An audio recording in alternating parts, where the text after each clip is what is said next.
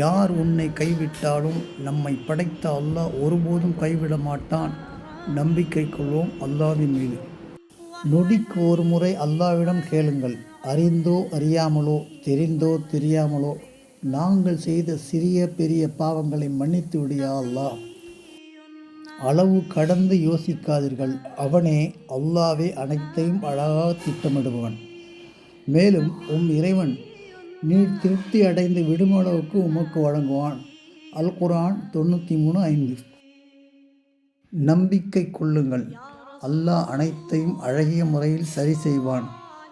உங்களை யார் காயப்படுத்தினாலும் கவலைப்படாதீர்கள். காயப்படுத்தியவர்கள் முன்னால் அல்லாஹ் உங்களை உயர்த்தாமல் விடமாட்டான்.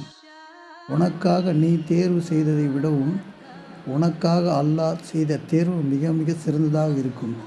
அல்லாஹ் மகத்தான அருட்கொடை உடையவன்.